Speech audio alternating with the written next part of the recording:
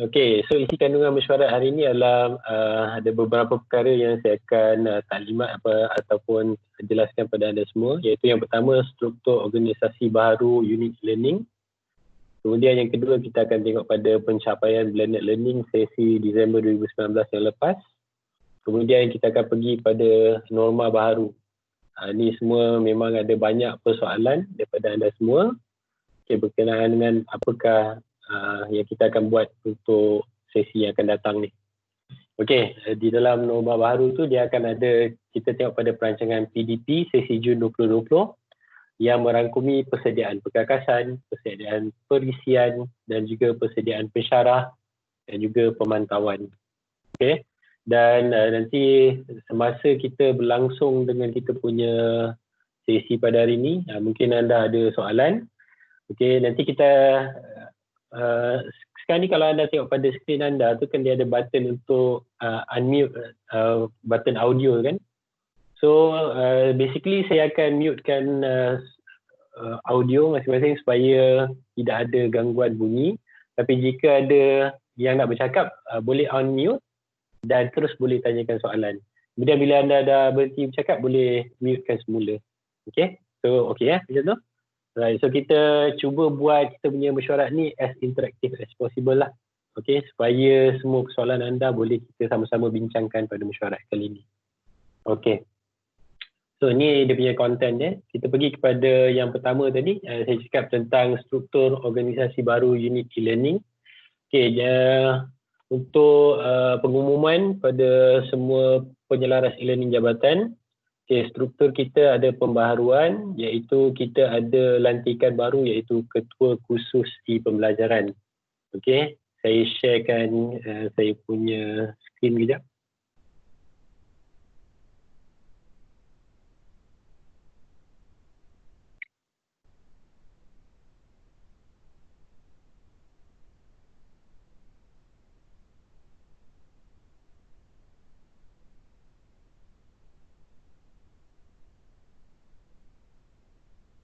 Okey, jadi apa yang anda dapat lihat ni adalah kita punya struktur organisasi unit e-learning dan digital education for IR 2020, di mana penambahbaikannya dekat sini adalah kita akan ada seorang ketua khusus, dan tahniah saya ucapkan pada Encik Syaril Khairi yang dilantik sebagai ketua khusus e-pembelajaran. Okay, untuk makluman semua bahawa ketua khusus e-pembelajaran ni adalah pegawai kategori 2. Okay. Jadi dia akan sebab e-learning kita sekarang kita dah duduk di bawah jawatan kuasa pengurusan akademik. Kita adalah diletakkan di bawah jabatan akademik dan kita punya ketua khusus adalah lantikan daripada JPP lah. Okay, so beliau memang melaksanakan kategori tugas kategori 2. Okay, Cik Syaril Khairi akan membantu untuk kita punya pelaksanaan unit pembelajaran di Politeknik Sultan Idris Shah ni. Okay. So saya harapkan anda semua memberikan kerjasama sebab yalah saya pun sama-sama juga dengan anda, sebab bila kata kena wabak COVID ni, kita tengok e-learning ni memang dia akan jadi satu benda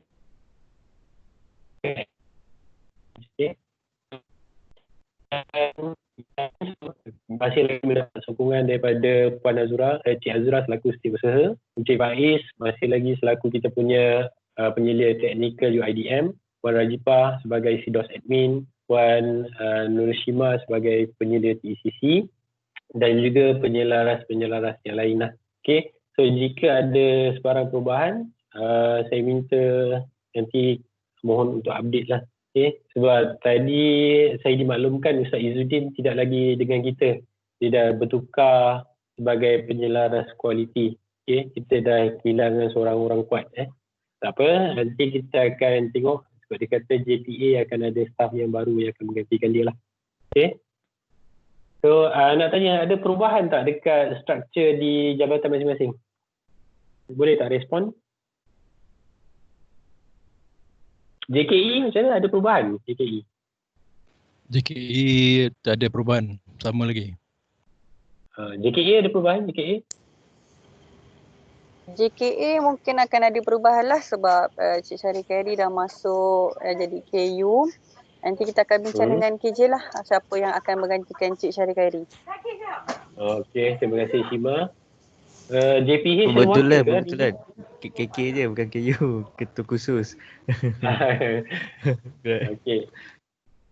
Okey Cik Hari-Hari dia sebab ada yang tanya adakah dia KP ataupun KK. Sebenarnya dia punya penjawatan tu adalah kita ambil daripada program DAH. KP DAH sepatutnya ada program baru kan. Tapi return tu kita sebab program tu tak dijalankan, jadi kita ambil sebagai itulah e-learning punya ketua khusus. Okey. Untuk makluman di JMSK ada ketua khusus bahasa. Itu pun lantikan baru, Puan Nurun Jahatun. Okey. Alright. Okey, JKA kita haraplah ada yang menggantikan Cik Syahri Khairi lah. Kalau ada lagi seorang lagi baik kan. Okey. JPH ada siapa-siapa daripada JPH yang boleh respon tak? Tengokkan nama. Okey, so JPH tak ada hari ni. JPA pun tak ada. JP.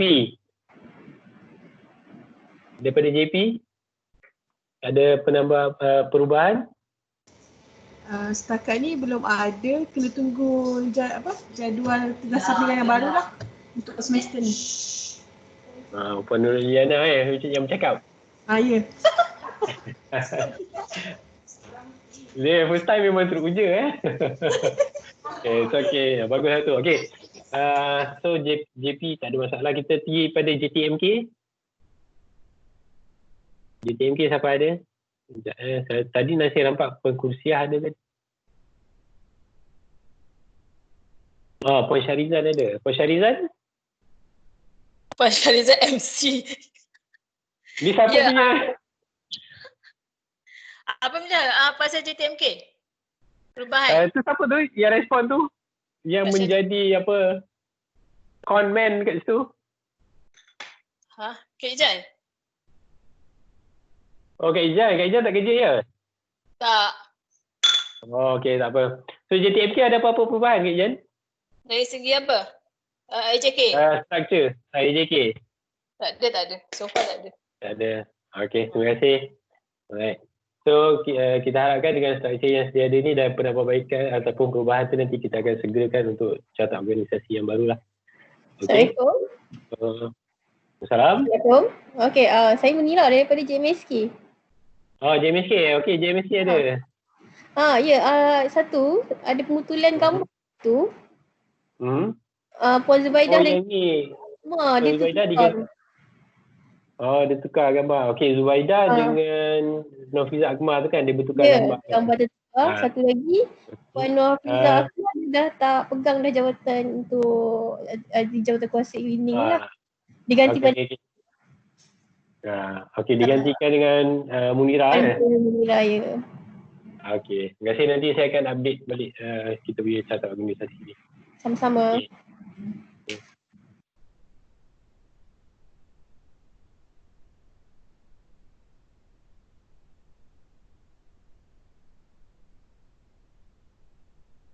Okey. So itu saya bersikit tentang kita punya struktur organisasi. Okey, nanti kita akan bersama-sama dalam kita punya perancangan PNP untuk sesi Jun 2020. So kita pergi pada yang kedua iaitu pencapaian blended learning sesi Disember. Okey, so saya akan sharekan skrin saya yang kedua pada anda semua berkenaan dengan pencapaian blended learning. Okey, so apa yang anda dapat lihat di sini adalah kita punya blended learning iaitu scorecard BLX untuk sesi Disember 2019. Okey, jadi saya ucapkan jutaan terima kasih kepada semua penyelaras e-learning kerana kita dah berjaya mencapai kita punya target untuk e-learning iaitu kalau kita tengok kita adalah Politeknik ke-17. Okey, jadi sepatutnya kita kena capai 66.5 dan bidangan khusus yang kita capai adalah 77. Alhamdulillah, terima kasih kepada anda semua. Sebab kalau kita tengok pada keseluruhan politeknik ni, kalau anda tengok PUO pun tak capai. Okey, kemudian Ibrahim Sultan pun tak tercapai. Kemudian Polimas pun tak tercapai. PKB pun tak tercapai. PTSB pun tak tercapai. PTSS pun tak tercapai. Okey, ini adalah berlaku di mana kalau kita tengok waktu tu pada minggu ke-12 kita dah dapat arahan untuk PKP kan.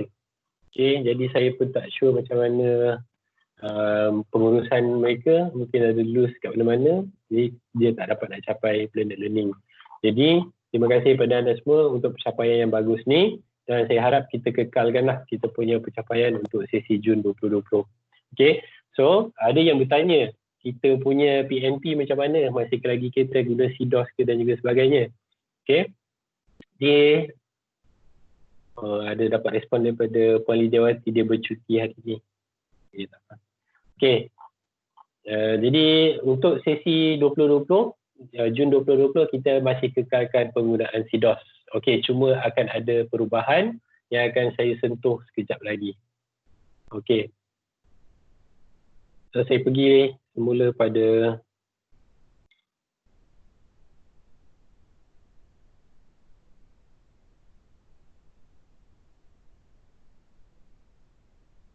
okey, so tadi kita dah tengok pada pencapaian blended learning sesi Disember 2019, kita pergi kepada norma baharu. Okey.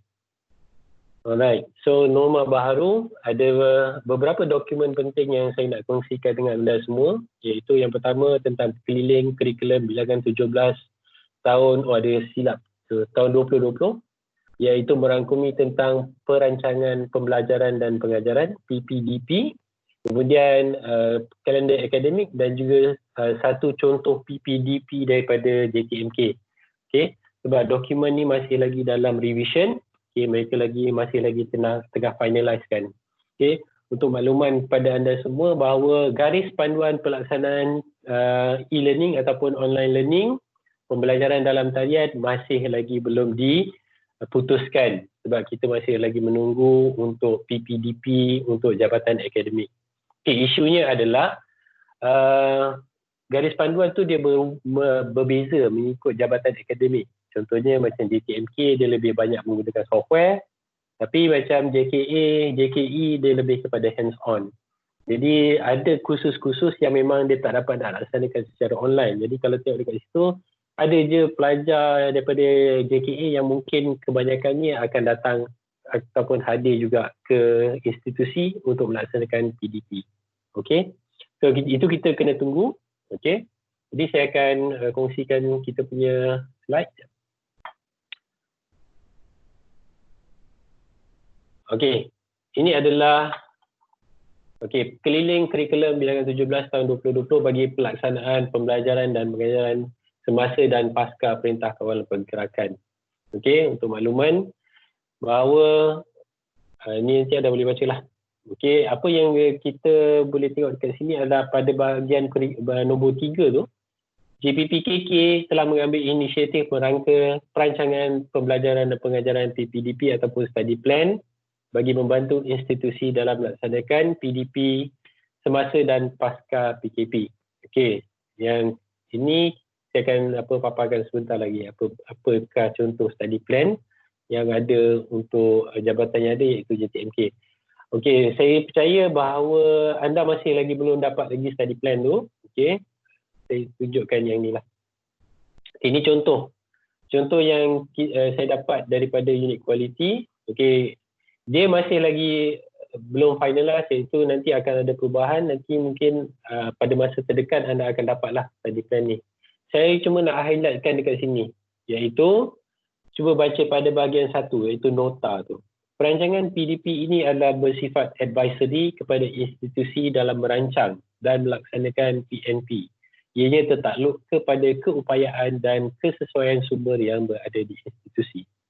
Okey, macam saya cakap dengan pagi tadi saya jumpa dengan Cik Fika Ayuni, kata setiap institusi dia punya keupayaan lebih berbeza lah. Contohnya macam PUO dia pakai Ferrari, PCS dia pakai kancil. Jadi orang kata kat situ kita memang kena ikut apa yang kita ada dan apa yang kita boleh cuba baiki. Okey, jadi dengan itu kita cuba come out dengan satu kaedah yang kita rasakan sesuai dengan institusi kita lah. Okey,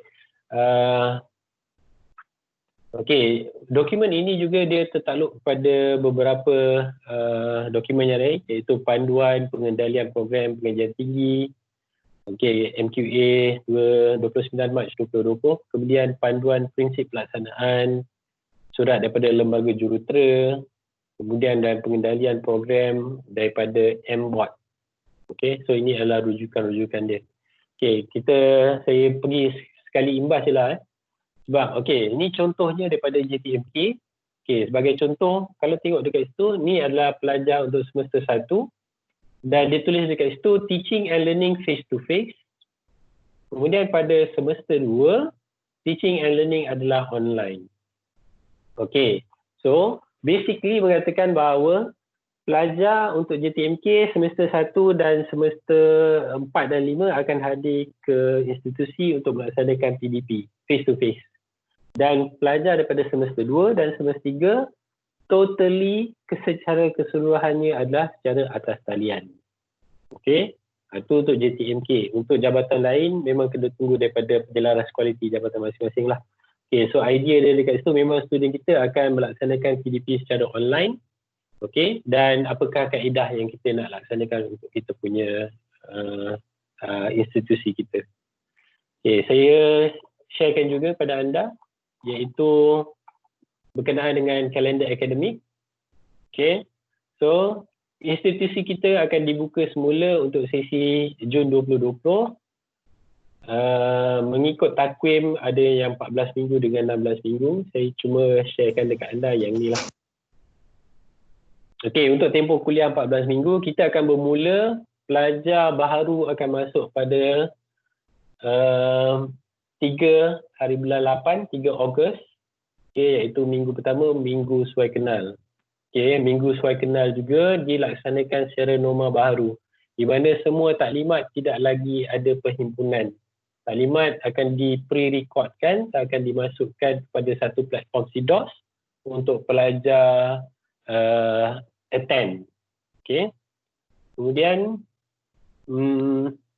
pelajar lama ataupun pelajar semester yang lain akan masuk bermula pada 10 hari bulan Ogos dan berakhir pada pemeriksaan akhir adalah pada 18 bulan 12 2020. Okey, kalau ikutkan kalender akademik ni masih lagi akan ada peperiksaan akhir. Okey, jadi kalau kita nak tengok pada peperiksaan akhir tu, apa yang berlaku pada masa PKP yang lepas, bahawa peperiksaan akhir telah digantikan dengan penilaian berterusan. Jadi ini kita tak perlu fikirkan dulu. Okey, bagaimana tu kita kena tunggu garis panduan yang akan dikeluarkan oleh BIPD untuk pelaksanaan PDP dalam talian. Okey, so tentang kalender akademik. Okey, so anda nampaklah bahawa kita akan mula kita akan mula pada tarikh 10 hari bulan 8 ni. Okey, seterusnya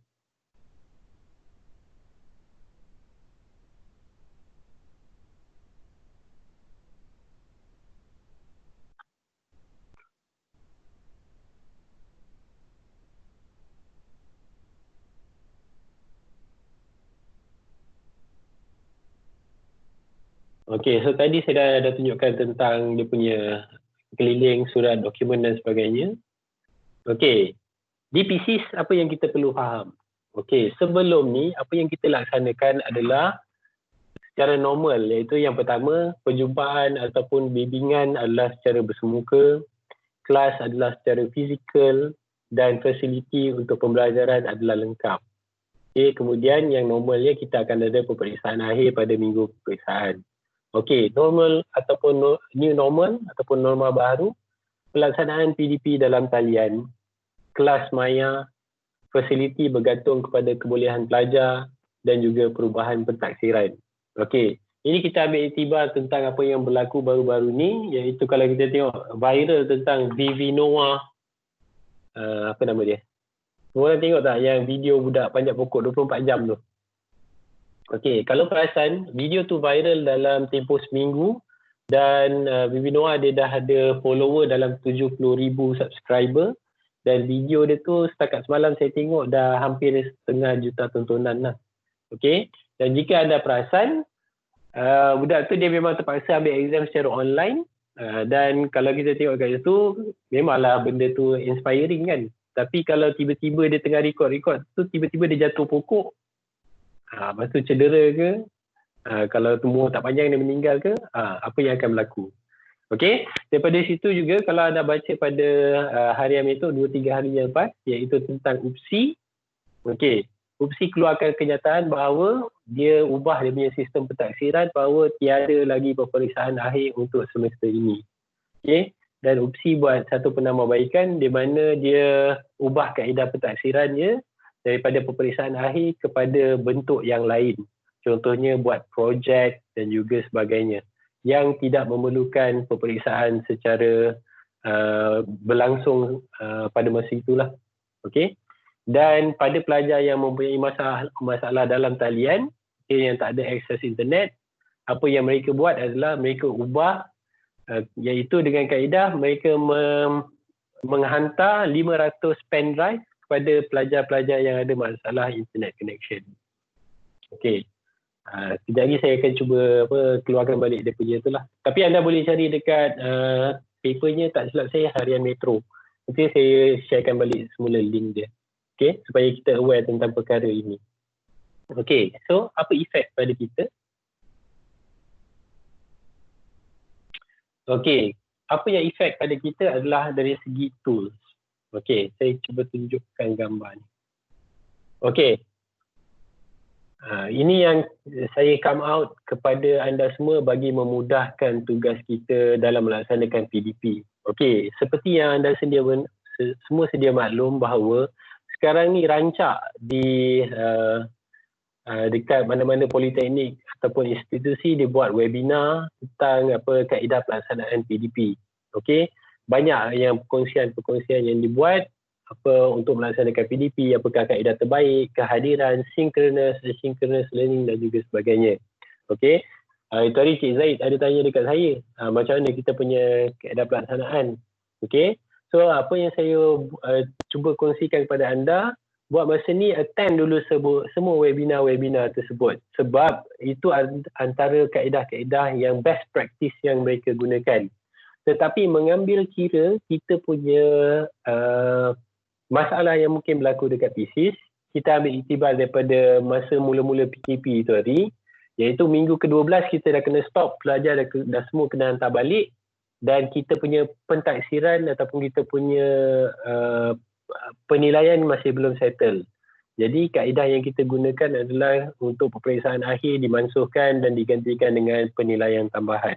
Okey, dan alhamdulillah kita dapat laksanakan dengan baik. Okey, daripada situ kita tengok apakah fokus kita untuk kita bagi PNP itu berjalan. Okey, saya ringkaskan kepada gambar yang anda dapat lihat dekat sini. Iaitu tugas anda masih lagi penting dalam melaksanakan PDP. PDP masih lagi berjalan. Yang utama kita nak kena fokuskan adalah dari segi komunikasi. Okey, kenapa saya pentingkan komunikasi dekat sini? Sebab apa-apa pun kalau student dia tak boleh nak online, ada masalah internet ke apa ke, yang penting kita mesti sentiasa berhubung dengan pelajar.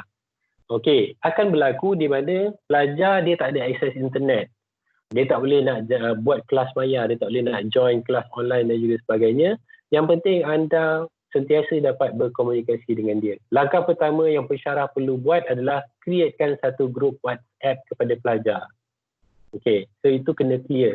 Di mana kalau apa-apa pun juga berlaku, contohnya CDOS down ke, Microsoft Teams dan juga sebagainya tak boleh, ada masalah teknikal dan juga sebagainya, anda masih lagi dapat berhubung dengan mereka.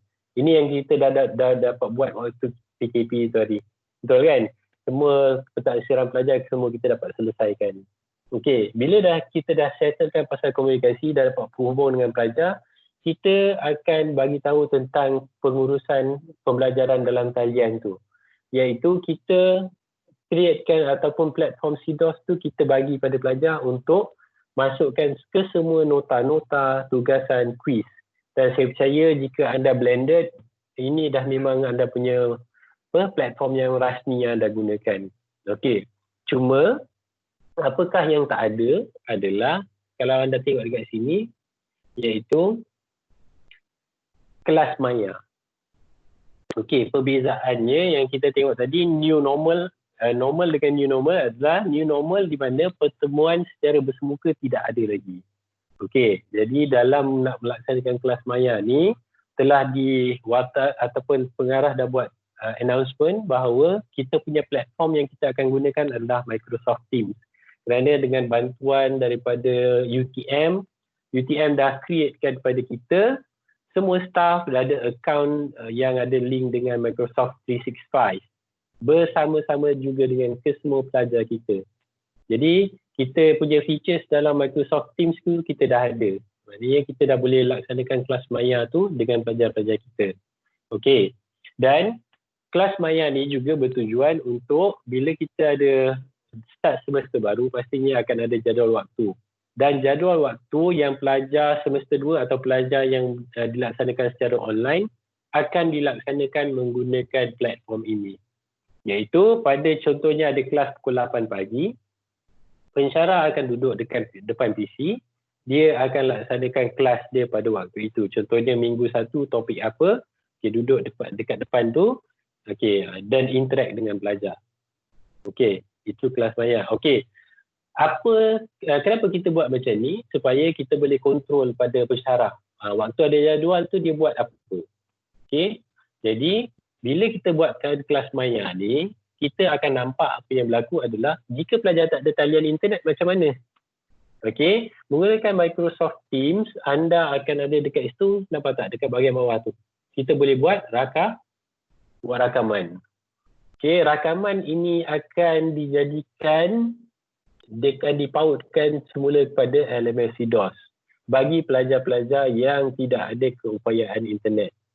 Okey, maksudnya contohnya kelas saya pukul 8 pagi, 8 sampai 10 saya buat kelas secara online, ada interaction, ada kedatangan dan juga sebagainya, pelajar soal jawab dan juga sebagainya, selesai. Kemudian rakaman itu kita akan pautkan ke dalam kita punya CDOS supaya mereka pelajar yang mungkin waktu siang ada masalah internet ke dan juga sebagainya, mereka boleh akses secara asynchronous. Maksudnya dia boleh tengok, okey, kelas pagi tadi dia tak attend, dia boleh tengok apa konten dan juga sebagainya.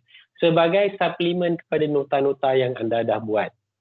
Okey, kalau ada yang kata soalan, bagaimana pula video yang kita telah pre-record? Pre-record adalah benda nota yang anda bagi secara flip. Contohnya, anda nak buat tentang topik tu, anda dah buat satu recording. Okey, pelajar dah tengok. Okey, pastikan dia tengok video tu sebelum dia masuk kelas anda. Dan perbincangan secara face to face dalam talian itulah anda boleh laksanakan aktiviti yang penambahbaikan. Contohnya ada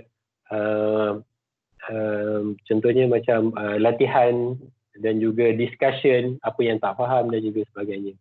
Jadi kita boleh gunakan itu untuk sebagai kita punya tambahan kepada nota-nota kita. Okey. Kemudian so ini adalah basically structure dia. Okey. Ada tak nak tanya dekat sini? Okey, saya buka pada soalan.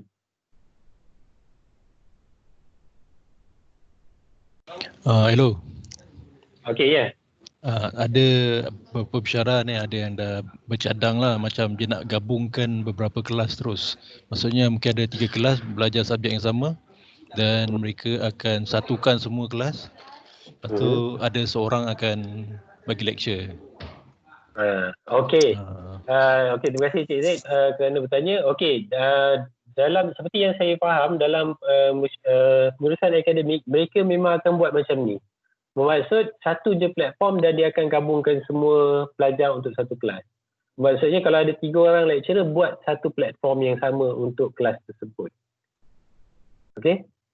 Macam tu Cik Zaid, maknanya nanti kita akan ajar pada pensyarah bagaimana untuk menggunakan satu Teams, kita boleh createkan apa yang dinamakan sebagai channel. Okey? Maksudnya dia mungkin ada satu subjek, ada satu kursus, 3 orang pensyarah dan 3 kelas. Tapi platform dia sama. Okey?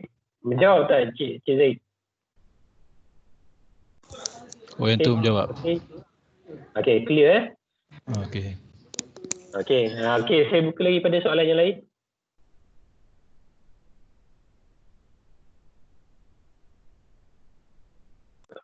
Okey, sementara menunggu soalan. Okey, sebenarnya sesi Microsoft Teams tu sebenarnya apa yang kita sedang lakukan ni boleh dikatakan sebagai synchronous learning, kelas maya tu. Maksudnya anda datang kelas, anda tengok attendance, kemudian anda punya nota, anda boleh share kan. Kemudian contohnya kita bercakap tentang teori, kemudian kita boleh minta student bagi feedback dan juga sebagainya. Kemudian at the end of the class mungkin kita boleh bagi dia punya aktiviti, contohnya tugasan, assignment dan juga sebagainya. Ini salah satu contoh dia lah. Dan tak silap saya, recording. Siapa yang record ni? Syaril yang record? Bukan. Kan? Azura yang record? Fika dia tak? Ke Jiha? Okey, tak apa. Saya So record. recording tu. Okey, so Fika ini yang record. So recording tu nanti dia akan boleh dipautkan. Kalau anda sebagai ahli, anda semua dia memang ahli team ni nanti, at the end of the mesyuarat ni, nanti anda akan dapat lihat satu recording dan anda akan dapat lihat sesi yang berjalan. Ini yang kita akan cuba apply kan lah. Okay? Alright, yang lain semua okay ke? Okay? Tak apa, kalau ada apa-apa soalan nanti boleh tanyalah. Alright, so ini strategi yang kita rancangkan. Mungkin akan ada cadangan. Saya buka untuk cadangan jika anda ada apa-apa nak tanya. Okey, Puan Nur Hidayati ada soalan? Encik Khalid, dengar ke? Dengar. Saya nak tanya, tadi kan kalau kata kita buat live ataupun kita buat kelas tu time pukul 8 hingga 10 pagi. Student tak boleh masuk. Student tak boleh masuk. Then kita rakam, kita letak dekat CDOS. So dari sudut kehadiran tu macam mana isu, kita nak catat kehadiran attendance waktu kelas ke? Macam mana tu lah isu kehadiran? Isu dari segi pengambilan kehadiran. Dua kaedah kita boleh buat. Kaedah yang pertama adalah student yang attend tu ambil dia punya kehadiran. Nanti dalam Cik Syahrir akan terangkanlah ada di bengkel Microsoft Teams tu. Kaedah ambil kehadiran adalah masa kelas berlangsung ambil kehadiran, dan bila anda dah buat rakaman tu, anda kena pautkan juga satu sesi kehadiran. Bermaksud pelajar tu dia telah kata bahawa dia dah tengok rakaman tentang kuliah yang dia tak dapat attend secara langsung. Dalam satu borang yang sama lah. Maksud kita hanya dapat bezakan pelajar yang attend online dengan waktu yang berbeza tu dari segi time stamp dia. Contohnya yang attend kelas 8 pagi tu kita boleh tengoklah kehadiran pukul 81 minit, 82 minit kan. Tapi pelajar yang tak dapat nak hadir tu, dari pautan dia contoh dia buka pada pukul 10 malam. Dia still lagi tak ada kehadiran tapi dia punya time stamp dia tu pukul 10 malam macam tu. Bermaksud kehadiran dia tu ada dua lah. Satu yang synchronous dengan asynchronous. Boleh? Okey, faham. Thank you. Ada bunyi bising kat belakang tu, siapa agak ya? Alright, ada lagi yang nak tanya? So saya juga nak kongsikan soalan daripada JP lah. Mungkin soalan-soalan ni anda nak tanya tapi mungkin anda segan kot. Kita cuba buka soalan daripada JP. So kita cuba tengok sama-sama soalan daripada JP. Yang pertama, capaian internet. Adakah dibuat kelas secara online di bilik kuliah atau di asrama atau di rumah sewa? Ini soalan KJ. Bagi pelajar yang hadir, strateginya adalah dalam mesyuarat pengurusan, pengarah masih lagi tidak benarkan face to face directly. Maksudnya kalau dia masuk ke lab, masih lagi dia duduk dekat depan komputer dan dia punya interaction dia melalui Microsoft Teams juga. Macam tu. Sebab masih lagi untuk pengetahuan semua bahawa kita punya capacity masih lagi 20% daripada keseluruhan yang ada dalam bilik tersebut. Contohnya makmal ada 40 kerusi pelajar. Nanti akan ada penyusunan di mana dia akan letakkan untuk penjarakan sosial dan juga sebagainya. Jadi kapasiti untuk satu kelas tu dia akan mungkin dia reduce pada separuh sahajalah macam tu. Cuma advantage dia sebab ada student yang tidak hadir secara fizikal, iaitu yang student yang online tu, lab akan mencukupilah sebab kita tak ambil full capacity untuk satu lab. Okay. So itu dia punya tu. Okay, capaian itu adakah dibuat secara online di bilik kuliah atau di asrama? Okay. Disebabkan masa perbincangan dengan Puan Rajifah tadi, okay, disebabkan di Makmal dah memang ada talian internet, jadi kita akan cuba run full capacity untuk Makmal yang ada run internet. Okay. Yang physically kena datang memang akan berada di Makmal. Okey, dan UTM akan buat pembelian untuk memperkasakan di asrama, iaitu akan cuba mengadakan router dan juga sebagainya lah untuk akses pada pelajar. Okey. Okey, itu untuk soalan yang pertama. So internet access kita akan banyak menggunakan lab yang ada dekat jabatan masing-masing. Okey, yang kedua, pelajar yang ke kelas mana-mana lokasi akses by internet. Ni tadi saya jawab lah ni. Okay. Okay, so kalau saya salah faham ni mungkin JP boleh respon tentang adakah saya menjawab tak soalan ni. Okay. Kita pergi pada soalan yang ketiga.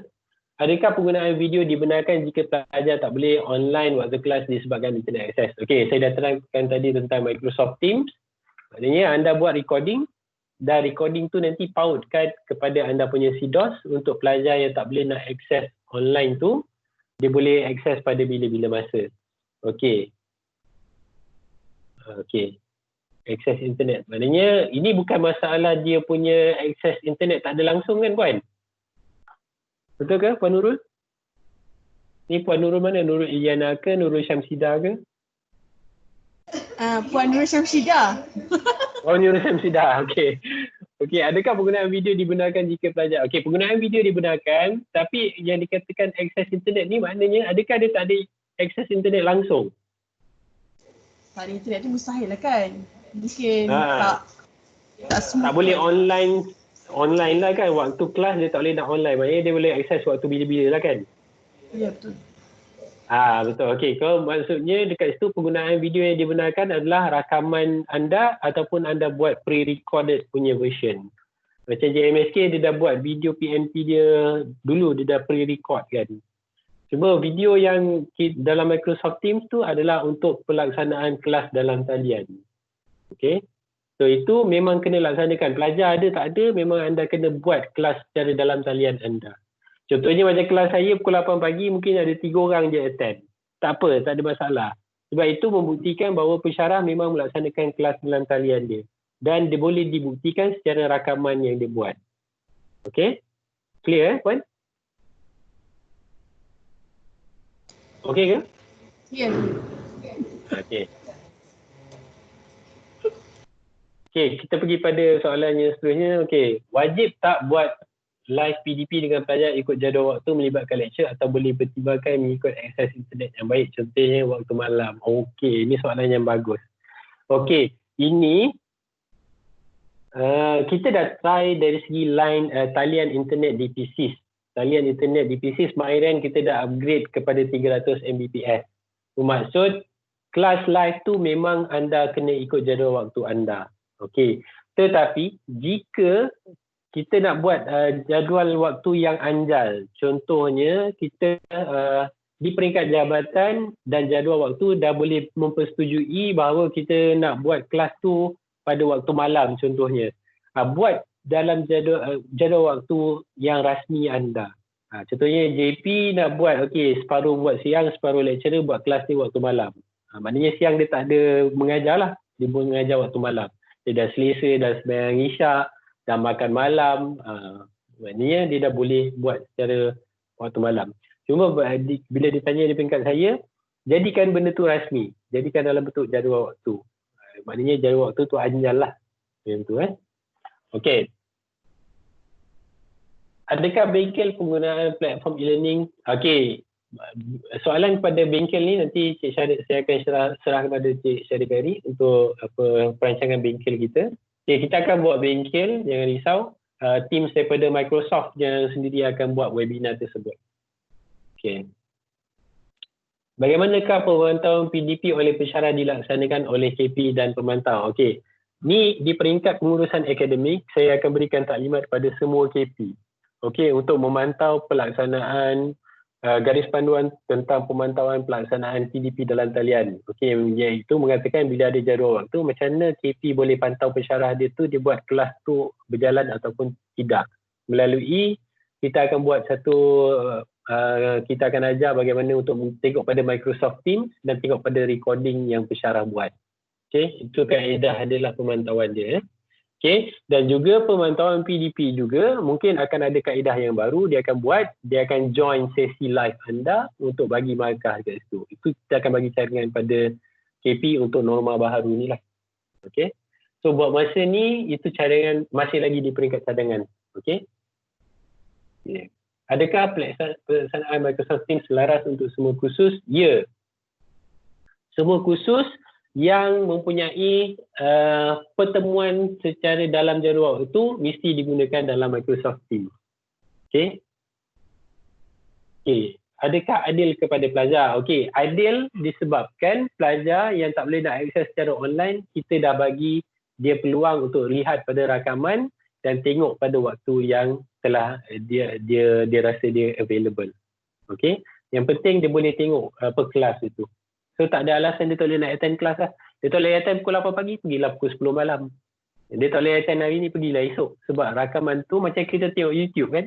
Kita boleh tengok bila-bila yang kita nak. Yang penting dia faham apa benda tu. Jika, okey, ini persoalan yang mungkin berlaku. Dia tengok video rakaman tu tapi dia tak ada peluang untuk bertanya soalan. So bagaimana yang kita boleh buat? Bukalah channel WhatsApp anda. Mungkin anda boleh tengok pada pelajar yang tidak dapat hadir secara online, mungkin dia boleh bertanya soalan pada satu sesi yang kita tetapkan. Janganlah dia kacau kita pada waktu tidur kita, tak ada. Setkan satu sesi masa. Soal jawab tentang topik 1.1 bagi pelajar yang tak boleh nak attend secara online pada waktu berikut. Boleh tanya pada waktu itu. Ataupun createkanlah platform anda, buat polling ke dan juga sebagainya. Kaedah yang paling mudah dia WhatsApp lah sebab kita boleh live kan. Kalau tak ada, kumpulkan dulu soalan macam ni. Kumpulkan dulu soalan, siapa yang tanya soalan, kita buat satu sesi lain, kita jawab. Okay, so itu kebijaksanaan anda, bagaimana anda buat. Okay, nombor 9, rakaman penyampaian lecture menggantikan live lecture dibenarkan ataupun tidak.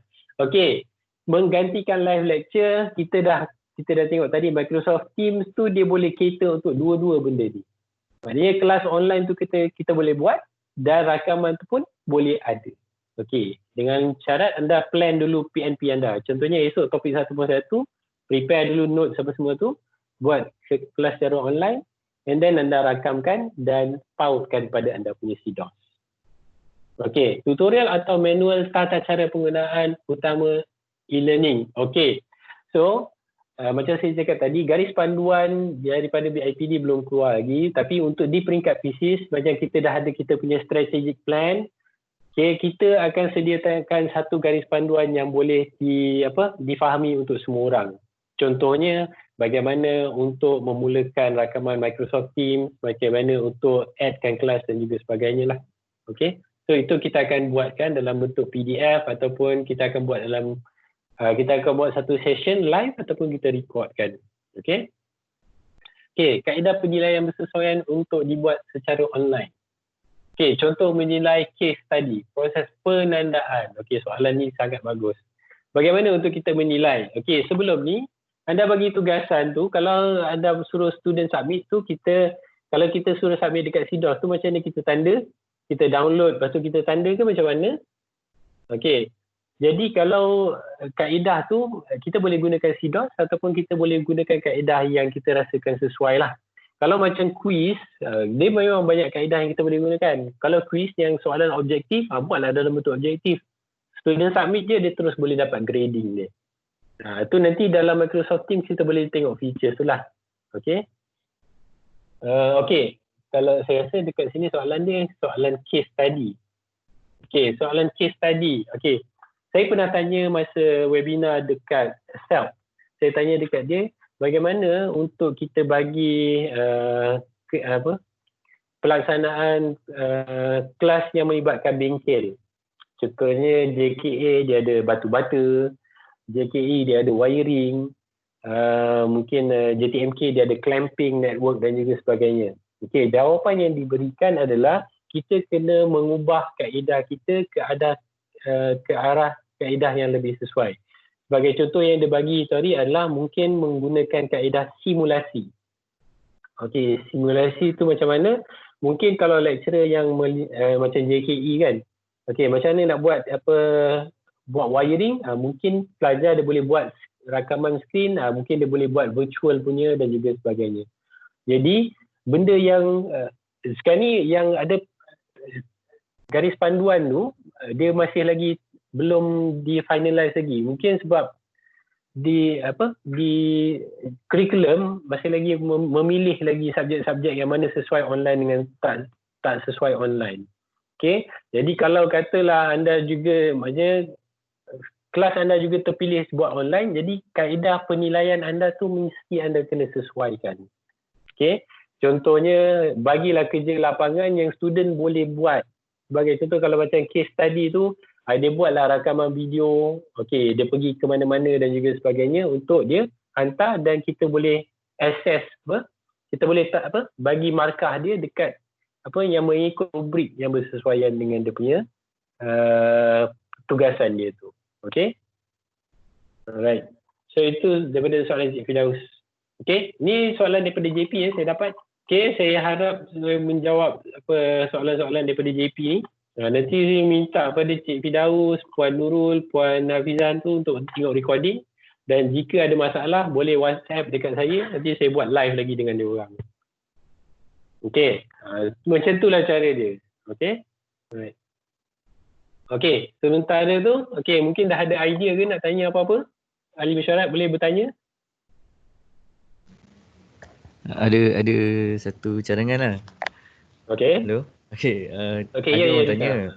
Ada staff di JKA dia cakap macam ni, dia kata kalau kata yang kita cadang ni memang okey, maksudnya pakai video semua kan. Tapi dia cakap juga boleh tak kalau kata the worst scenario, kalau kata contoh student tu memang kawasan dia tak boleh nak akses ataupun video pun mungkin streaming dia slow dan sebagainya. Kita macam contoh kalau dia nak alternatif, dia record audio sahaja, audio dan share di CDOS dan sebagainya. Maksudnya audio saja adakah dia cukup ataupun kena ada video juga? Okey, baik. Ini dah berbalik-balik pada masalah teknikal lah. Sebab yang kita tunjukkan tadi, bila kita kata pada student access ni, dia akan berlaku, mungkin dia tak boleh nak access video, dia tak boleh nak hantar video, file besar dan juga sebagainya. Kepada yang bertanya pasal benda-benda ni, contohnya, kita kena berbalik-balik pada kita punya kemampuan. Okey, kita ambil balik contoh masa PKP tadi. Apa juga kaedah yang bersesuaian untuk anda dapat bagi markah pada student. Okey, tapi janganlah terlalu cuba sesuaikanlah. Saya rasa sebagai pensyarah anda sendiri faham bahawa apakah CLO yang kita nak pelajar kita capai. Okey. Jadi sesuaikan, tapi mungkin dalam bentuk penghantaran yang lebih sesuai. Contohnya kalau dia tak boleh nak hantar video, hantarlah dia punya voice note ke, ataupun dalam bentuk report, dalam bentuk PDF, Word dan juga sebagainya. Okay? Sebab itulah yang paling mudah sebenarnya, teks dan juga PDF, Word dan juga sebagainya adalah file yang paling kecil kan. Itu kalau dia tak boleh nak buat session recording dan juga sebagainya. Kalau audio bersesuaian, tu dah kategori tak perlu nak menaik kan. Menaik mungkin dia boleh hantar dalam bentuk audio. Okey. Tapi kena tengoklah kesesuaian. Contohnya kalau audio ada tak mustahil kalau student tu dia suruh orang lain rakam ke dan juga sebagainya. Bagaimana kita nak verify bahawa kerja tu kerja yang sesuai untuk dihantar. Itu bergantung pada kebijaksanaan anda semua. Okey. Boleh Cik Syaril? Okay, clear. Alright. Okay. So, ada lagi soalan terakhir? Okay. Cik Khalid, WhatsApp. saya ada soalan. Okay. Okay, baik. Puan Syakira. Fungsi big blue button dalam CDOS. Boleh Cik Khalid terangkan sebentar? Okay, big blue button adalah salah satu kaedah untuk buat kelas maya. Sama je function macam Microsoft Teams. Maknanya kita buat kelas maya tu ada kita rakam kita punya webcam, student ada attendance dan kita boleh share kita punya screen dan kita mengajar.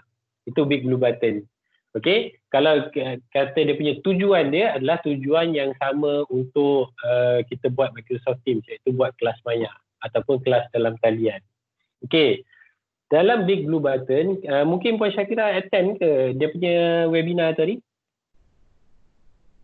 Betul Puan Syakira? Attend ke dia punya webinar tadi?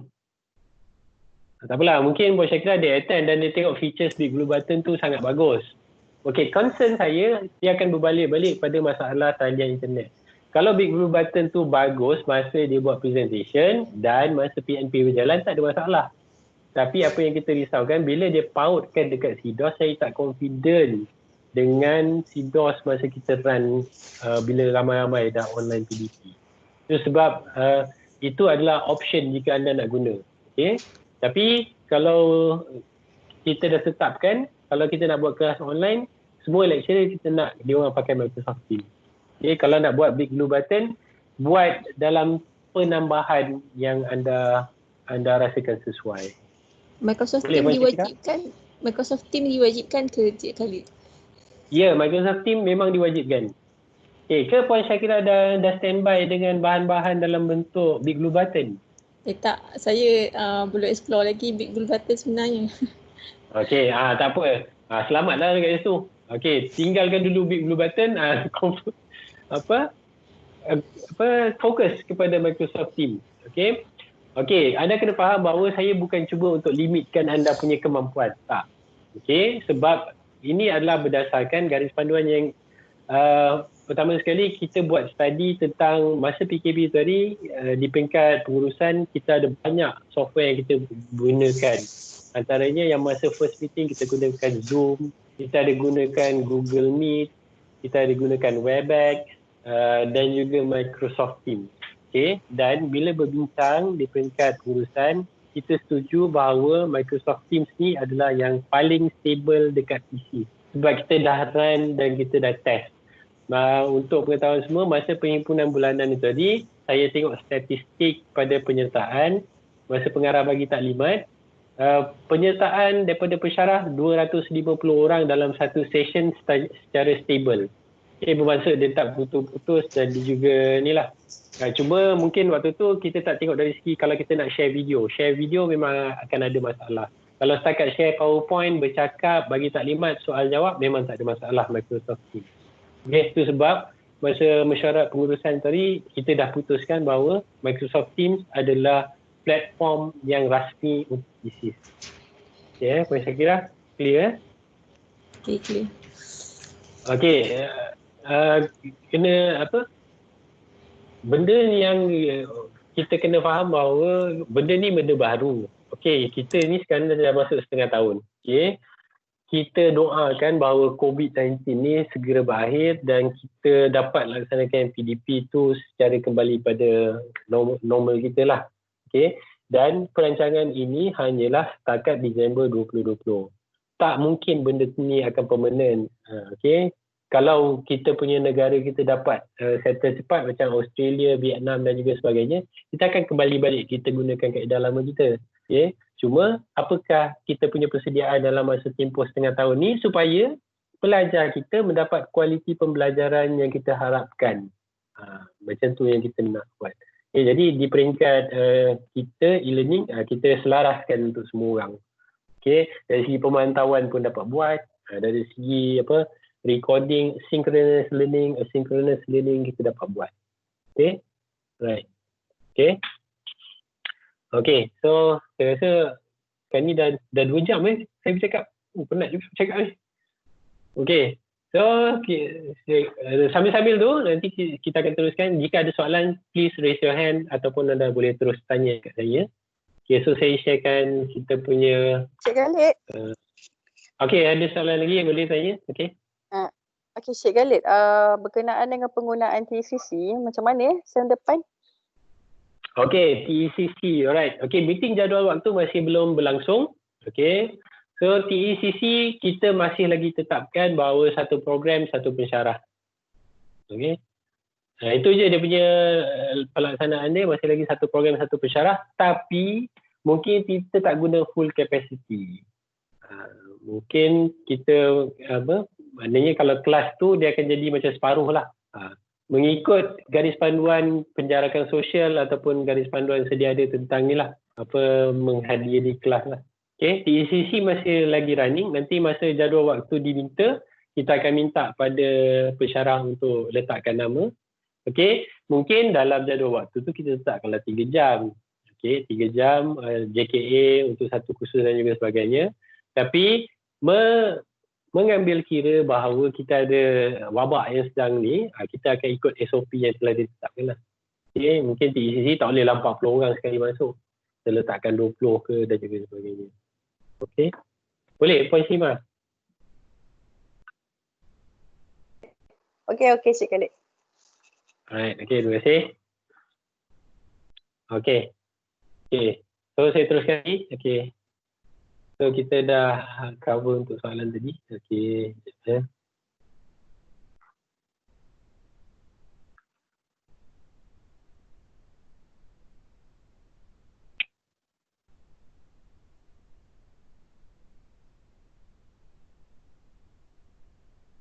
Okay. So saya pergi pada persediaan untuk perancangan kita punya study plan ni. Okay, pada mesyuarat yang lepas, kita ada buat satu perjumpaan dengan STMM bersama dengan Cik Faiz, Cik Faizal dan Puan Najipah berkenaan dengan persediaan kita. Kita ada masa lebih kurang dalam, kalau full punya pelaksanaan mungkin dalam 1.5 bulan sahaja lagi sebelum bermula sesi baru, iaitu kita kena siap sediakan kita punya dari segi perkakasan, perisian dan juga pensyarah kita. Okay, iaitu yang pertama kita tengok dari segi perkakasan. Okay, so dengan STMM kita dah bincang bahawa masa mesyuarat pengurusan ada peruntukan keuangan masih lagi berbaki, iaitu kita tak dapat nak buat banyak program. Okay, so kita ada duit. Jadi kita akan kenal pasti keperluan pembelian perkakasan. STMM akan kenal pasti apakah alatan yang penting untuk dibeli, contohnya router, webcam dan juga headset. Dan sebagai fasa yang pertama, kita dah putuskan bahawa setiap jabatan akan dapat satu lab yang penuh untuk melaksanakan online PDP dalam talian, iaitu dia akan dapat headset dan juga webcam. Okey. So setiap jabatan akan dapat satu. Ini fasa satu, maknanya kita dah ready dulu. Sebab kita takut bajet tak cukup, kita readykan setiap jabatan mesti ada satu dulu. Tetapi saya akan sediakan satu form untuk anda isi manakah jabatan manakah makmal yang anda nak ada peralatan ni. Dan jika anda nak buat pembelian tambahan, nanti letakkan pada kolom yang seterusnya. Maksudnya, nanti anda akan diberi peluang untuk mintalah pada STMM. Okay? So, itu yang kita rancangkan. Okay? Okay, itu dari segi perkakasan. Okay, so satu jabatan akan dapat satu lab yang boleh ada webcam dengan headset. Ini langkah fasa 1. Fasa 2 nanti, Puan Najipah maklumkan pada saya bahawa biasanya setiap jabatan dia akan buat sendiri untuk jabatan masing-masing. Okay, cuba berhubung dengan pegawai estet jabatan dan juga jadual waktu di jabatan masing-masing. Okay, sebab apa nanti bila jadual waktu keluar, lab mana yang nak gunakan dan juga sebagainya. Worst come to worst, okay, kita akan ajar pada pensyarah bagaimana untuk menggunakan anda punya phone sebagai anda punya tools untuk boleh buat session secara online. Okay, cucukkan anda punya headset, gunakan phone anda, boleh laksanakan secara online. Itu worst come to worst lah. Kita cuba buat perancangan dulu. Kita nak sediakan makmal. Tapi kalau tak dapat, kita akan tunjukkan juga bagaimana untuk menggunakan alat yang sedia ada untuk pastikan kelas tu berjalan juga. Okey, dari segi perisian, okey, so saya dah beritahu tadi bahawa Microsoft Teams merupakan platform rasmi kelas Maya PCs. Jadi kita dah minta pada UTM untuk melaksanakan installation pada komputer pensyarah dan juga makmal. Okey, so Puan Najipah dah tentukan dia punya technician-nya. Jadi dalam masa sebulan lebih ni, kita nak minta Microsoft Teams ni dia dah ada desktop application. Maknanya dia dah jadi macam Microsoft Word lah. Dekat PC dah memang ada benda ni. So itu kita dah minta bantuan daripada YouTube. Okay. So expect untuk diorang datang dan berikan technical assistance pada anda lah untuk buat installation. Okay. Actually installation dia mudah je. Nanti kita cuba buatkan dalam bentuk YouTube, anda boleh buat sendiri.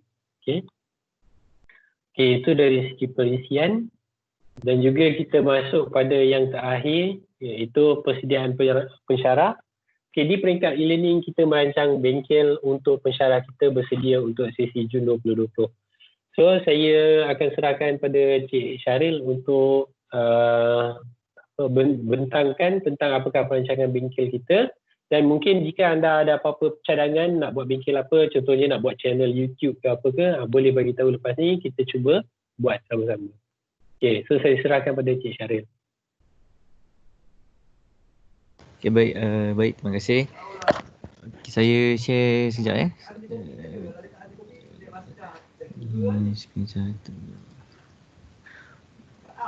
Okay, boleh tengok ke? Boleh tengok tak? Okay, boleh. Okay, saya just gunakan balik Microsoft Planner yang kita boleh salah satu apps yang kita boleh link ke Microsoft Team. Jadi Cik Khalid dah sediakan Planner ni. Jadi saya cuba maksimalkan penggunaan ni. Saya rasa kita boleh ramai-ramai selepas ni kita boleh macam orang kata synchronizkan sebarang task dan juga schedule dia tu mengikut tarikh menggunakan Microsoft Planner ni. Okey, seperti mana yang kita dapat tengok ni, saya dapat tengok kata ada satu task create JTMK course to CDOS for next semester. So dia punya person in charge Puan Syarizan lah. Dia dah tag di sini kot, ataupun ada siapa-siapa yang create ni sebenarnya kan. Jadi saya just continue, iaitu bengkel Microsoft Team for Education Siri 1 yang akan dihadiri oleh peserta JKA, JKE dan JPH pada pukul 10 pagi sehingga 12 tengah hari saja, 2 jam saja. Dia punya kita ada buat dia punya ni, dia punya saya dah letakkan dekat WhatsApp. Nanti boleh mohon untuk pegawai forward kepada jabatan masing-masing. Siri 1 untuk JKA, JKE dan JPH pukul hari Rabu pukul 10 pagi 12 tengah hari. Yang siri 2 pula hari Khamis pukul 10 pagi sampai 12 tengah hari. JTMK, JMSK, JP dan JPA. Presenter dia daripada dimaklumkan oleh Puan Rajipah dari Microsoft Team Consultant sendiri, iaitu Fast Track Engineer Alpha Connection. Okey. Jadi kalau kita kembali kepada perancangan kita ni, kita dapat tengok ada juga penambahan iaitu pada 3 hari bulan. Ni adalah cadangan dari, saya tak pasti, Cik Khalid ada maklumkan juga bengkel pembangunan video PDP secara maya. Okey, ni bawa Cik Syafiq. Cik Syafiq Okey, untuk ni JMSK dia minta untuk buat channel YouTube untuk dia punya jabatan. Okey, jadi kita akan buat ni lah pembangunan video PDP secara maya. Sebab JMSK dia special sikit, dia kena ada guna formula, kena ada buat tulisan tangan. Kita nak tengok dia nak guna apa, pakai tablet ke dan juga sebagainya. Okey, Cik Syaril. Saya terus update juga kat sini, senang. Okey. Yang bagusnya bila kita tag Syafiq, nanti dekat kalau Syafiq ada install apps Planner dalam dia punya phone ataupun PC, akan keluar notification. So benda ni bagus untuk kita synchronizkan lah. Okey, dan yang terakhirnya cadangan pada 7 hingga 8 kita akan buat bengkel pembinaan platform CDOS. Yang ni saya tak terbayang lagi macam mana Cik Khalid, kita nak dia secara online jugalah sebenarnya. Okey, disebabkan pensyarah kita dah kembali balik 100% untuk ni, jadi kita mungkin boleh buatkan peringkat by peringkat lah. Maknanya ini bagi memastikan platform CDOS untuk semester depan dah 100%. Jadi saya serahkan untuk controlling ni pada penyelaras e-learning jabatan. Sama ada nak buat dalam bentuk maya. Macam JKE, diorang dah selesai. So maknanya apa yang dia perlukan hanyalah report bahawa JKE punya platform dah selesai macam tu. Okey. Okey. Jadi mungkin kita buat checklist tu, maknanya pada tarikh yang sama dilaksanakan pada setiap jabatan ke Cik Syaril? Okey, maknanya dia seolah-olah macam kita nak macam platform tu dah ready. Platform tu get ready dan dia boleh dilaksanakan dalam tempoh di antara 7 ke 8 ni. Saya rasa macam jadual kita dah boleh start dapat pelan-pelan. Jadi kita boleh copy dan export platform tu yang confirm subjek apa yang kita akan offer tu kan. Mengikut jabatan masing-masing lah rasanya. Okey. Jadi memang penjelaran e-learning jabatan memang kena check lah. So make sure nanti bila jadual waktu dah ada, platform SIDOS untuk sesi Jun dah ada. Okey, cuma penambahbaikan dia nanti, MS Teams ni adalah pautan pada anda punya SIDOS tu untuk laksanakan kelas maya. Okey. Okey, kita buka kepada cadangan sebarang jenis bengkel ataupun top up lagi daripada lain-lain. Siapa-siapa nak mencadangkan pun boleh kan. Cadangan ke ataupun mungkin cadang nak tolak pun tak apa. Mungkin macam banyak sangat khusus kan. Ada ke? Okey, sementara tu yang MS Teams siri 1 dan siri 2 ni adalah webinar ataupun bengkel wajib untuk semua pensyarah. Okey, nanti akan disediakan sijil. So nak kena make sure pada semua PEL setiap pensyarah diwajibkan untuk menyertai ni. Sebab ini adalah platform yang kita akan gunakan untuk PDP semester Jun. So kena acknowledge bahawa bengkel ni adalah bengkel yang wajib untuk dilaksanakan dan termasuk dalam KPI SKPK juga. So SKPK juga akan bagikan sijil penyertaan kepada pensyarah. Dan saya akan bawa pada meeting pengurusan untuk senarai penyertaan nanti tu. Okay. So make sure anda semua pastikan pensyarah-pensyarah join ni. Sebab ini adalah basic. Dia akan ajar Microsoft Teams tu bagaimana penggunaan dia. Okay. So tak nak lepas ni kata dia tak kerti Microsoft Teams dan juga sebagainya lah. Okay. Okay. So saya serah balik kepada setakat ni itu saja. Saya serahkan semula kepada Cik Khalid. Okay, so terima kasih atas bantuan Cik Syaril menyediakan kita punya jadual bengkel. Untuk bengkel siri 1 dan 2 Julai nanti saya akan hantar invitation by email. Dia ada buat hantar invitation tapi dekat nak ni nanti saya akan hantar sebab takut lupa. Okey, boleh. Untuk email. Maknanya kita akan tunggu green light daripada Puan Rajifah lah. Okey. Link dia. Saya akan hantar. Terima kasih Puan Rajifah. Puan Rajifah adalah kita punya host nanti lah untuk bengkel tersebut. Okay. Saya rasa nanti Puan Rajifah akan sediakan dia punya rakaman kan Puan? Okey. Rakaman saya rasa dia orang akan buat kan. So maknanya ceramah sendiri akan laksanakan sebab dia invite kita. So kita akan dapat. Okey, so kita akan dapat access. Okey, terima kasih. Okey. Okey, so selesai untuk perancangan bengkel kita. Okey, jika ada apa-apa penambahan, mohon ahli mesyuarat tolong bagi cadangan, jangan diam saja. Kita cuba untuk bersama-sama lah dalam norma baharu ni lah. Okey.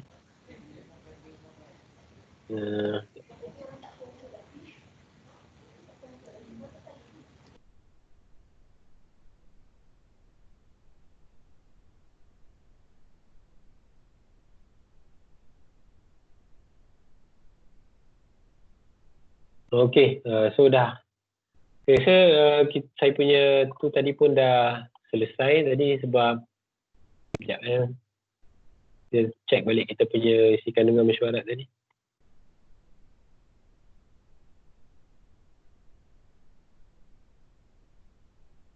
Okey, so kita dah cover tentang perancangan PDP, sediaan kekasan perisian pensyarah dan juga pemantauan tadi sebab dah ada soalan tadi tu.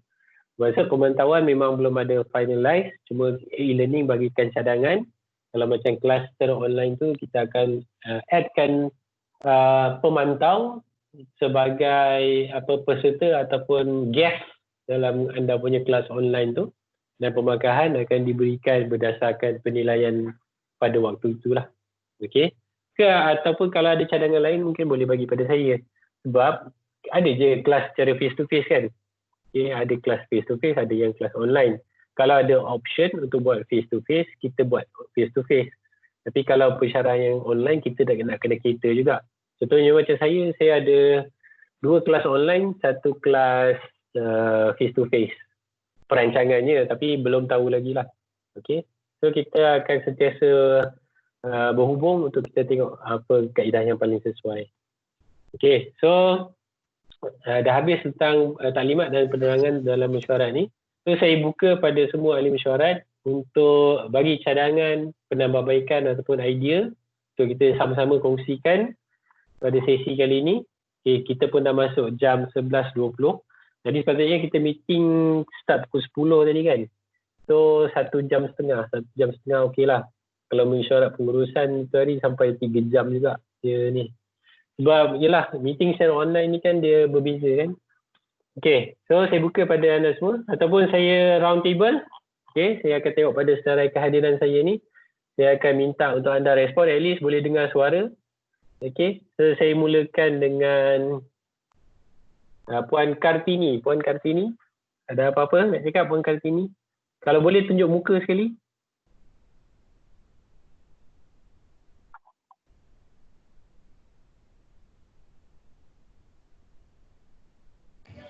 Kartini tak ada webcam. Tak apa, kita nak dengar suara dia. Puan Kartini, okey Puan Kartini? Speaker pun tak ada. Apa? Mikrofon tak ada. Okey, lepas ni mungkin Cik Zaid boleh bantu. Nanti kalau pesyarat tanya pasal Microsoft Teams nanti tu pening Puan Kartini. Ataupun benda bahasa isyarat lah. Ataupun kot rasanya ni kot kita saya rasa dia boleh chat tu. Kita cuba minta dia chat sikit. Puan Kartini boleh bagi say hi dekat kita punya chat room tu.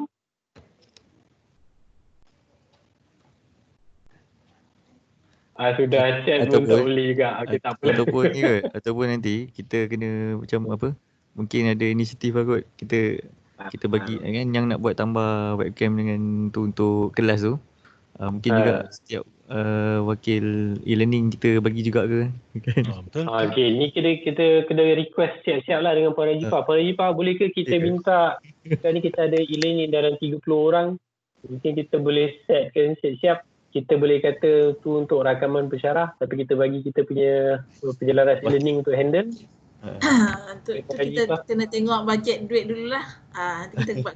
Okay. Boleh lah. Tapi boleh bagi keutamaan Okay. InsyaAllah kalau ada. Puan Rajifah dah bincang dengan keuangan ke apa? Semalam ada jumpa dengan hari ni tulis tak ada, mungkin minggu depan saya akan pergi bincang. Okey. So kita tunggu daripada ni lah. Kita akan buat sebuah harga lah kot. Kita akan buat sebuah harga. So agak cepat lah benda ni. So sebab nak buat cepat. Sebab harga ni mungkin ambil masa yang lama jugalah untuk buat pembelian. Sebab kita nak buat pembelian terus tak boleh rasanya sebab lebih pada 20,000. Betul lah. Tapi itu saya serahkan pada Puan Rajifah lah. Maknanya berapa bajet yang ada tu kita buat bagi keutamaan, satu jabatan, satu lab, mungkin kita bagi pada tu. Okay. Right. Itu kita mohon bantuan sangat-sangat daripada Puan Rajifah, ada segi perkakasan. Right. So kita pergi pada Cik Nur Hafizi. Saya tengok Cik Nur Hafizi. Untuk wifi tu saya tak, untuk wifi lah mungkin kita tak ada bajet untuk asrama lah saya rasa untuk staff. Sama. Tapi worst come to worst, kalau tu tak dapat dekat asrama, memang kita akan gunakan fasiliti yang ada dekat makmal komputer lah. Itulah fasiliti yang ada dekat makmal. Yang memang network dia memang dekat kafe tu ada lah tapi tak sekuat mana. Okey, tak apa. Okey. So kita pergi pada Cik Nur Hafizi lah. Cik Nur Hafizi online tu, boleh dengar suara tu? Okey, beres. Okey, terima kasih join Cik Nur Hafizi. Bagaimana dengan keadaan kita punya TCC, Cik Nur Hafizi? Kalau ikut tu TCC tak ada masalah lah buat masa ni. Cuma yang wireless tu, untuk connection wireless tu ada sedikit masalah lah sebab kita modem kita tu tak berapa high spec lah untuk buat pembelajaran wireless. Jadi benda tu dia sudah maklum. Okey, terima kasih Cik Hafizi. Mungkin buat masa ni mungkin Cik Hafizi boleh installkan dulu Microsoft Teams untuk kita punya TECC tu. Okey, boleh. Untuk TCC. Okey, baik. Terima kasih banyak. Alright. Puan Kartini dah ada warna tu, dah blue bold dekat situ, boleh dengar suara kot dah ni.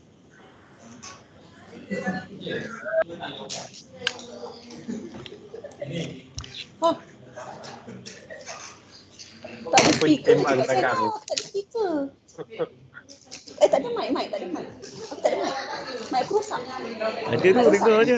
Dah dengar dah. Boleh kata mic dia rosak tapi dengar suara dia.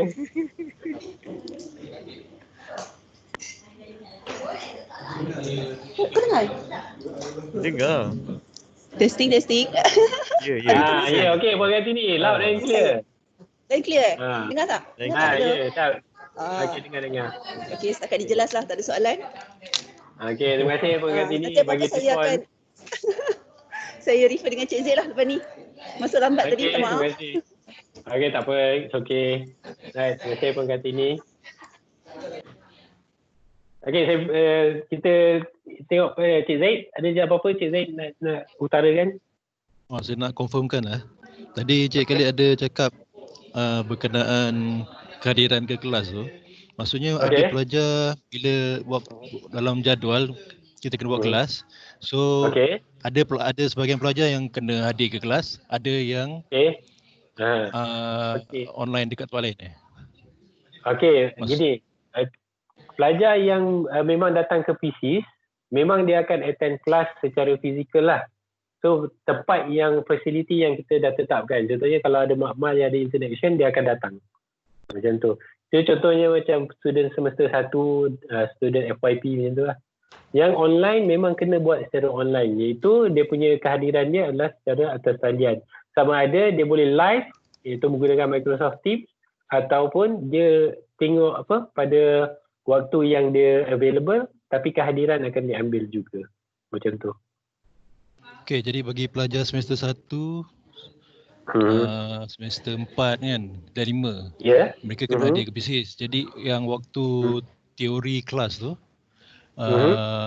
juga dibuat secara online dia akan hadir, contohnya dia masuk makmal, tapi dia duduk dekat tempat masing-masing dan dia akan laksanakan secara online juga. Maksudnya pensyarah tu akan duduk di office? Ya, duduk di office pun boleh, atau saya rasa yang tu sama ada duduk office ataupun duduk dekat lab tu belum diputuskan lagi lah. Tapi dia punya kaedah yang pengarah nak, dia memang macam tu. Maksudnya dia memang bukan interaction yang betul-betul face to face lah. Macam tu. Okay, kedudukan pensyarah belum lagi ditentukan. Biasanya kalau dekat lab tu kan meja pensyarah tu memang duduk dekat depan kan. So dia datang je lah makmal kan. Okay, clear ke? Ataupun ada benda yang mungkin ada miss dekat situ? Maksudnya ada pensyarah, ada pelajar yang akan datang masuk dalam lab, tapi lab tu nak kena buat pendidikan sosial. Jadi ada yang kena duduk kat luar pula. Ke macam mana? Ke semua boleh duduk dalam lab? Dia duduk dalam lab, tapi lab tu dia bukan penuh lah maknanya. Dia mungkin ada 30%. Kelas tu dia duduk 30%. Dia ada percentage dia. Okey, katalah kelas Cik Zaid ada 40 orang. Okey, tapi Cik Zaid ada seorang je. Maknanya Cik Zaid mungkin duduk dekat satu makmal, pelajar tu dia pecahkan kepada 3 makmal. Macam tu.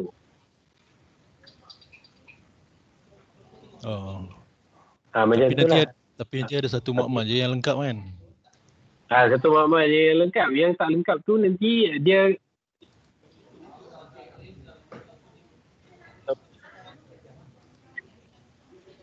Khalid tak dengar? Tak ada sound.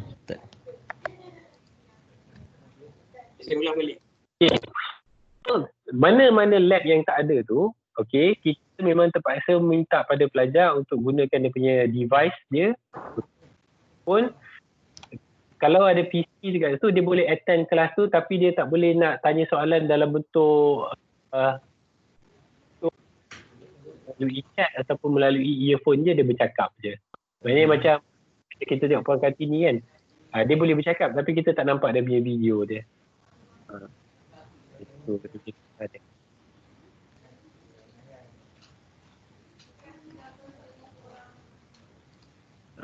Boleh Cik Zaid? Okey. Terima kasih. Kalau saya dapat info yang terkini, nanti saya akan sebab mungkin kalau kita buat macam tu mungkin akan berlaku dari segi penyediaan jadual waktu, nanti mungkin ada salah juga kan. Mungkin akan ada kekuatan. Tapi preemptive dia macam tu lah kaedah dia. Okey? Baik. Ada apa-apa info, saya akan info yang barulah. Okey, terima kasih. Okey, ada apa-apa lagi?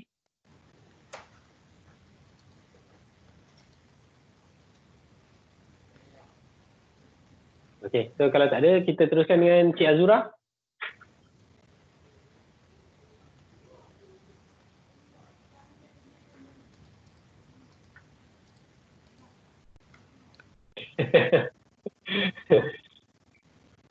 Cik Azura. Tunjuk sikit apa tu? Apa dia punya tu? Dia tak nak bercakap. Dia tunjuk dia punya flashcard je. Okey, maknanya kita ada lah recording tu, kita kata Puan Cik Azura ada respon lah dekat tu. Okey, kita ada wakil ni daripada JPH ni. Okey, Puan Nuraini. Puan Nuraini. Okey, Assalamualaikum. Waalaikumsalam warahmatullahi. Sihat Puan Nuraini? Sihat, Alhamdulillah. Ni, tanya sikit tentang yang bengkel tu. Kalau tengok macam 1 Julai, siri 1 JPH dekat situ. Tapi kalau misalkan tak ada pensyarah yang tak dapat ikut sesi tu waktu tu, ada tak bengkel susulan lain atau dia boleh join siri 2? Okey, boleh. Boleh maknanya sebab sebenarnya kita pecahkan benda tu untuk kita reduce load je. Tapi sebenarnya kalau dia tak boleh masuk siri 1, dia boleh masuk siri 2. Kehadiran akan diambil ketika dia menyertai bengkel. Macam tu. Okey. Okey, terima kasih. Okey, sama. Ada lagi soalan? Tak ada? Okey, kita pergi pada Puan. Okey, terima kasih. Puan Nur Hidayati.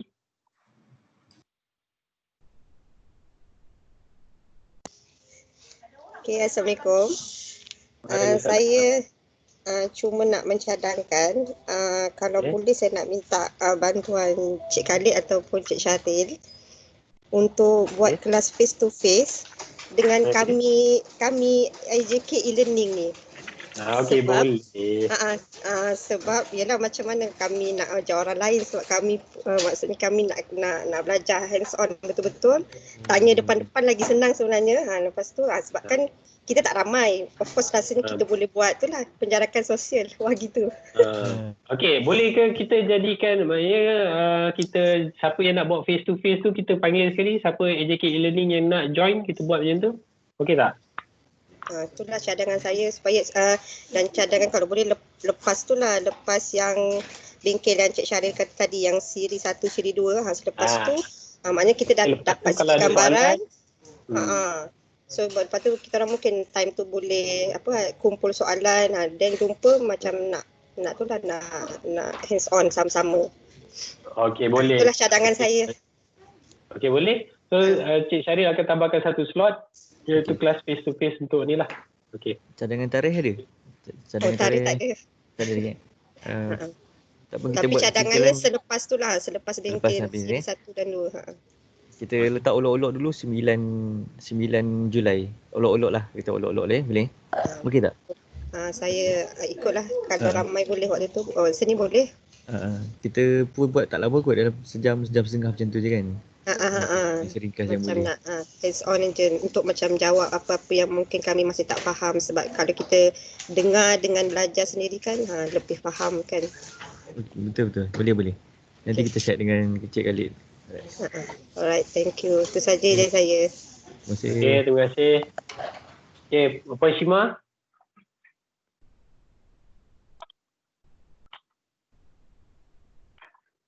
Saya sebenarnya ada soalan untuk SIDOS. Okey, boleh. SIDOS yang semester lepas ni, sesi lepas, bila akan di-flash kan? Jadi dia tak dapat thumbs up lah kan? Sebab kita nak generate inilah laporan thumbs up daripada jabatan ni. Untuk SEM depan, kan kita nak buka yang baru. So untuk SEM ni, dia flash balik tak semua?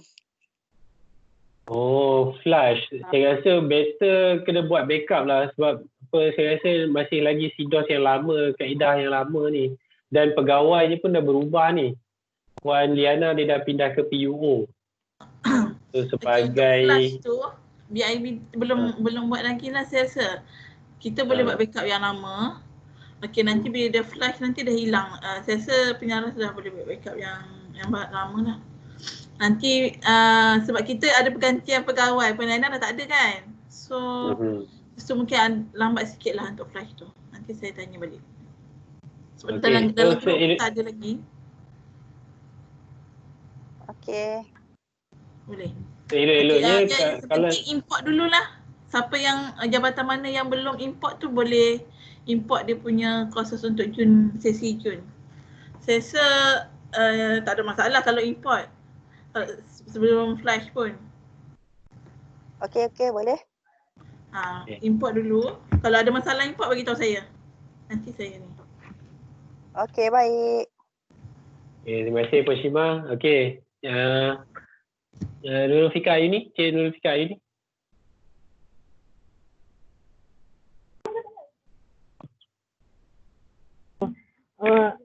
Assalamualaikum. Dengar tak? Waalaikumsalam. Dengar. Cik Khalid nak confirmkan yang pembelajaran secara online yang pre-record. Macam JMSK kan ada buat video. Okey. Jadi adakah boleh tak buat live stream tu? Maksudnya kita just bagi budak tengok 2 jam untuk record YouTube and then kita update balik. So dalam jadual waktu memang kena juga live Microsoft Teams. Okey. Ya, Microsoft Teams mesti digunakan untuk pengambilan kehadiran pelajar dan pensyarah. Okey. Misal kata kita dah ada nota yang kita dah bagi pada pelajar dan kita dah memang lengkap dah. Jadikan sesi perjumpaan dengan pelajar tu adalah sesi diskusi